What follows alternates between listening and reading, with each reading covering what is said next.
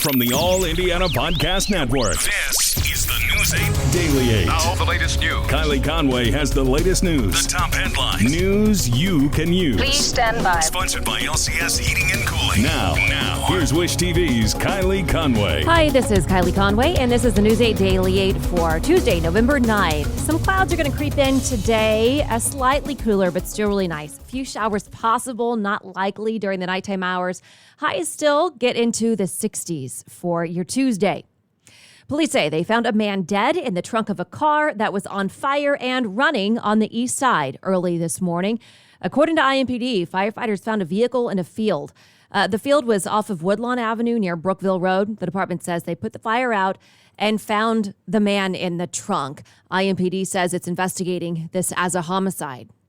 And a man is critically wounded in an early morning shooting. It happened just before 2:30 along McCarty Street, about 2 miles west of downtown Indianapolis. Police tell us an officer found the victim and he was taken to the hospital. No word yet from police about what happened or who shot him. Anderson Community Schools and the Anderson Federation of Teachers have reached a deal. In a statement, school officials say the deal includes an increase in teacher base pay and a series of stipends over the next 2 years. According to Anderson School Superintendent, the school system's success depends on being able to recruit and retain good teachers. The new agreement still needs to be ratified by the Teachers Association and approved by the ACS Board of Trustees. Brownsburg schools are changing mask policies. Effective December 20th, students and staff will not be required to wear masks. The Brownsburg School Board approved the move last night. The superintendent says the timing will let families get children 5 to 11 fully vaccinated by the time Christmas break ends January 4th.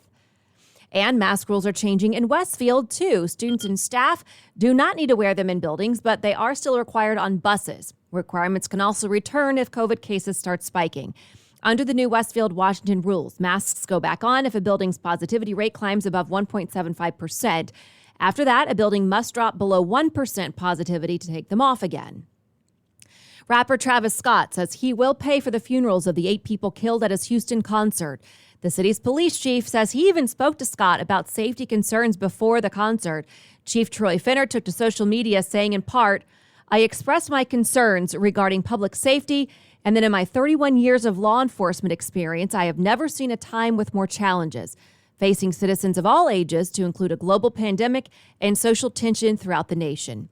A lawsuit has now been filed against Scott and the companies that organized the event. That includes Live Nation, which says it's heartbroken for those lost and impacted at Astroworld.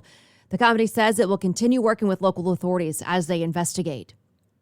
And this morning, a man is warning others after surviving a windshield shattering scare on the south side. He tells us someone tossed a rock from an overpass, hitting his car and a few others.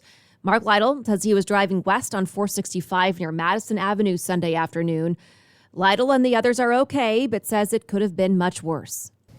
Had enough force behind it that had it hit further toward the middle of the windshield, it would have came through. And my father was in the passenger seat, so I'm thankful that it hit where it did.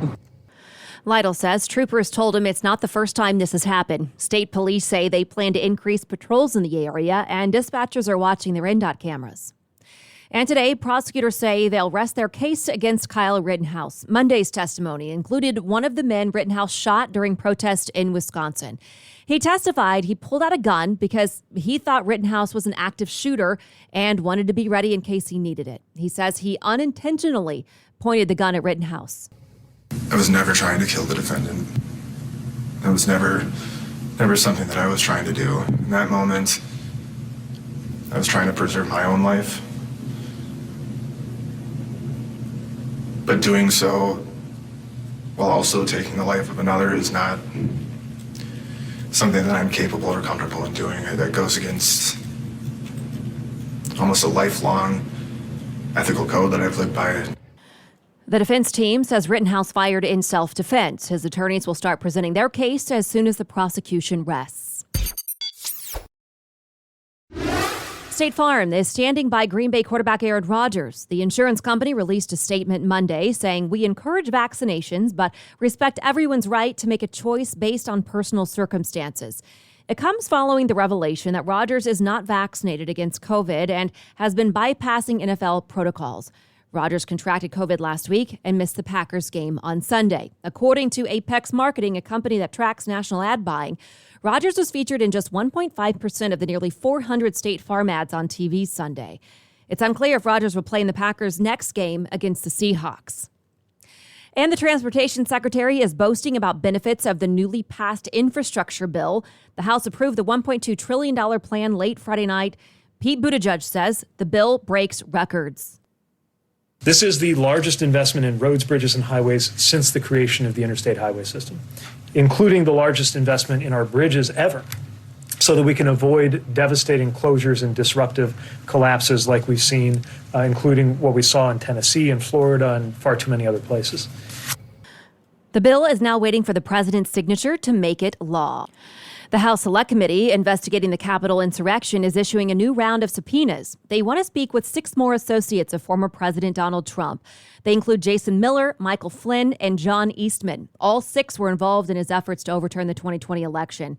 There's a November 23rd deadline to comply with a request for documents. The depositions are being scheduled between the last week of November into mid-December. And Instacart unveils its annual Wish You Weren't on the Thanksgiving menu list. 2,000 adults across America weighed in. According to the survey, first place, 27% of people say they could do without those candied yams. Next up, 25% say, don't really care for that green bean casserole.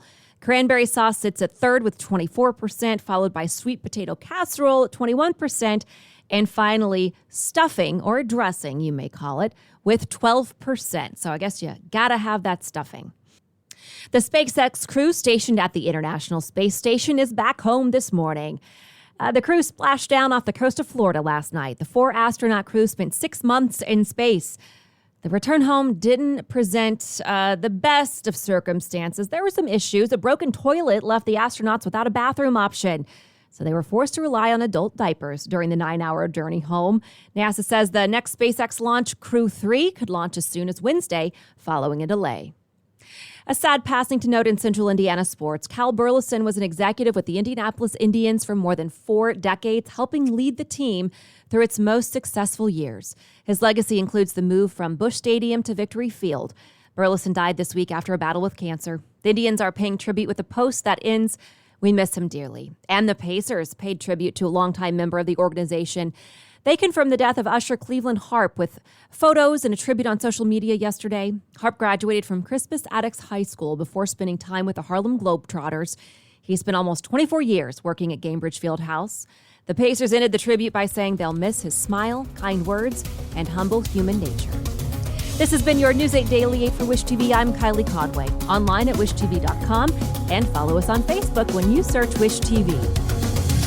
The News 8 Daily 8 is sponsored by LCS Heating and Cooling. Be sure to like and subscribe to this podcast on News 8 Daily 8 with Kylie Conway. And be sure to discover even more great podcasts now at allindianapodcastnetwork.com.